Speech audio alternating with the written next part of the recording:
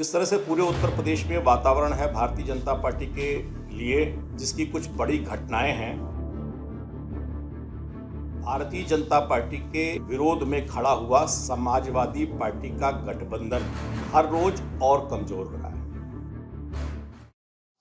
देखिए, जैसा कि पार्टी ने तय किया हुआ है, विधानसभा चुनाव के पहले भी मेरा इटावा आना हुआ था और नगर निकाय चुनाव के पहले भी मैं इटावा आ रहा हूं। जिस तरह से पूरे उत्तर प्रदेश में वातावरण है भारतीय जनता पार्टी के लिए, जिसकी कुछ बड़ी घटनाएं हैं, दो एक घटनाओं का जिक्र करके मैं अपनी बात शुरू करना चाहूँगा आपके साथ।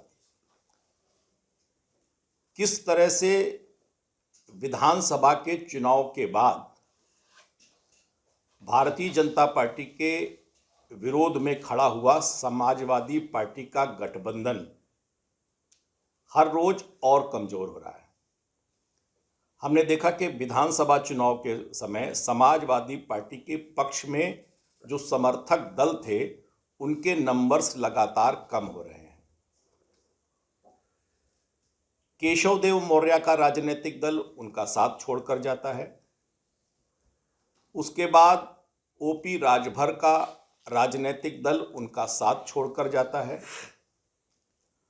हमने देखा है कि पूरे पश्चिमी उत्तर प्रदेश में समाजवादी पार्टी का साथ छोड़ने की स्थिति इस प्रकार से है कि उनका सहयोगी दल लोकदल भी उनके प्रत्याशियों के खिलाफ चुनाव लड़ रहा है। स्थिति यहीं तक नहीं रुकी। शाहजहांपुर से समाजवादी पार्टी के मेयर का प्रत्याशी, जिसे वे घोषित करते हैं, वो भी भारतीय जनता पार्टी की सदस्यता लेता है और भारतीय जनता पार्टी के सदस्य के रूप में चुनाव में उतरता है। ये स्थिति केवल समाजवादी पार्टी के साथ नहीं है। समाजवादी पार्टी ने लखनऊ में जिसको विधायक का चुनाव लड़ाया, उसकी पत्नी भारतीय जनता पार्टी से सभासद का चुनाव लड़ रही है। प्रदेश की राजधानी में कांग्रेस का जिला अध्यक्ष भारतीय जनता पार्टी ज्वाइन कर रहा है। स्थान स्थान पर जहां पहले चरण का चुनाव होना है, वहां से इस प्रकार के संदेश आ रहे हैं कि जिस प्रकार से योगी आदित्यनाथ जी की सरकार के पिछले 5 सालों में जो काम हुए हैं और नगर विकास की स्थिति बदली है, उससे विरोध में खड़े हुए राजनीतिक दलों के भी प्रतिबद्ध कार्यकर्ता भारतीय जनता पार्टी को ज्वाइन कर रहे हैं। ये भारतीय जनता पार्टी की विश्वसनीयता बढ़ रही है, इसकी जीत है। और दूसरी तरफ समाजवादी पार्टी का गठबंधन जो एक अम्ब्रेला बना रहा था, वो भी छिटक गया है।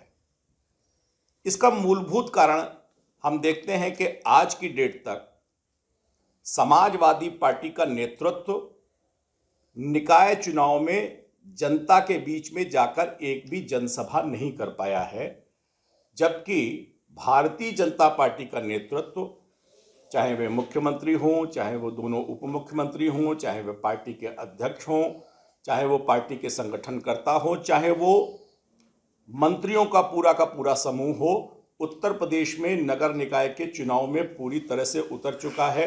कल शाम तक योगी आदित्यनाथ जी 12 जनसभाएं उत्तर प्रदेश के उन शहरों में कर चुके हैं जहां नगर निकाय का चुनाव का पहला चरण होना है। ये गति और बढ़ रही है।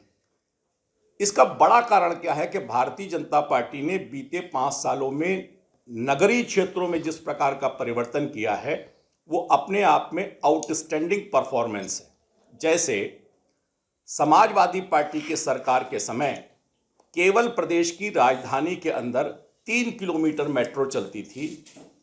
आज उत्तर प्रदेश के 5 शहरों में मेट्रो चल रही है और 2 शहर गोरखपुर और आगरा, इसमें निर्माण तेजी के साथ बढ़ रहा है।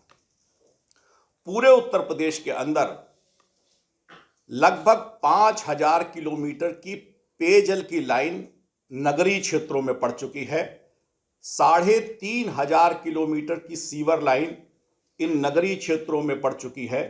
आज उत्तर प्रदेश का एक भी नगर निकाय ऐसा नहीं है जहां 5 साल पहले जब चुनाव हुए थे तो बिजली की जो व्यवस्था थी उसमें परिवर्तन आया है। ये पहला चुनाव है जिसमें बिजली, सड़क और पानी मुद्दा नहीं है। इस बदलाव के आधार पर जिस प्रकार से जनता को और बेहतर व्यवस्थाएं मिल रही है, वे भारतीय जनता पार्टी के पक्ष में आ रहे हैं। योगी आदित्यनाथ जी ने जिस प्रकार से जाकर उत्तर प्रदेश में बेहतर व्यवस्था के आधार पर, उनका एक बड़ा स्लोगन आजकल हिट है,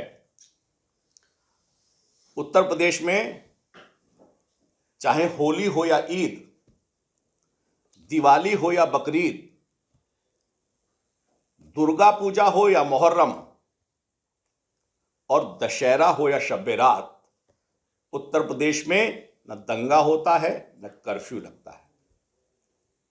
बगल के राज्य बिहार में देखिए और पड़ोस में बंगाल को देखिए, कोई भी त्योहार, हिंदू का हो, मुसलमान का हो, सिख का हो, ईसाई का हो, अगड़े का हो, पिछड़े का हो, वहां पर इस प्रकार के संघर्ष, कर्फ्यू और दंगे की घटनाएं हमें दिखती हैं।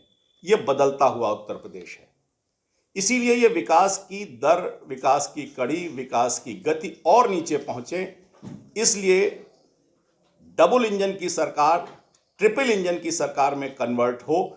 ये जो संदेश है कि कैसे विकास और नीचे पहुंच पाए, जब तीनों एक लेयर में होंगी तब और स्पीड विकास की पड़ेगी।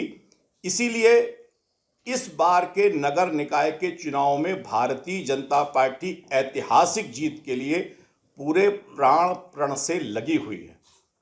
इसका असर ऐसे क्षेत्रों में भी दिख रहा है जो भारतीय जनता पार्टी के लिए पिछले चुनाव में बेहतर नहीं थे। इटावा में भी इसी प्रकार की स्थिति है और अभी तक का जो फीडबैक है वो बताता है कि इस बार इटावा में भी आउटस्टैंडिंग परफॉर्मेंस का रिजल्ट भारतीय जनता पार्टी यहां पर देने वाली है। और मैं समझता हूं कि उत्तर प्रदेश में जिस प्रकार के द्वितीय चरण के चुनाव हैं, जिसमें अपना इटावा भी शामिल है, निश्चित रूप से ये चुनाव की गति बेहतर प्रत्याशी दिए हैं, बेहतर नेतृत्वकर्ता लग रहे हैं, संगठन पूरी मुस्तैदी के साथ तैयार है, नेतृत्व कुशलता के आधार पर नेतृत्व दे रहा है। ये सारी चीजें मिलाकर एक बेहतर गुलदस्ते के आधार पर इस बार इटावा भी एक ऐसा रिजल्ट देगा जो पूरे उत्तर प्रदेश को एक बड़ा संदेश देगा। मैं समझता हूं कि जिस प्रकार से आज मैं सुबह आया था, बहुत सारे लोगों से मिलना हुआ, कुछ सामाजिक लोगों से मिलना हुआ, राजनीतिक लोगों से मिलना हुआ, यहाँ कुछ ऐसे उद्योग के क्षेत्र में जो लोग हैं उनसे भी मेरी भेंट हुई। सारा फीडबैक ये कह रहा है कि पूरा का पूरा इटावा इस बार भारतीय जनता पार्टी के कमल को खिलाने के लिए जाति के आधार पर भी, क्षेत्र के आधार पर भी, सामाजिक गतिविधियों के आधार पर भी, आर्थिक गतिविधियों के आधार पर, इन सारे बैरियर्स को तोड़कर भारतीय जनता पार्टी के लिए प्रतिबद्ध हुआ है। बेहतर परिणाम के साथ उत्तर प्रदेश में इटावा भी उसी गति के साथ जुड़ेगा जैसा ट्रिपल इंजन की सरकार बनाने की योगी आदित्यनाथ जी अपील करते हैं।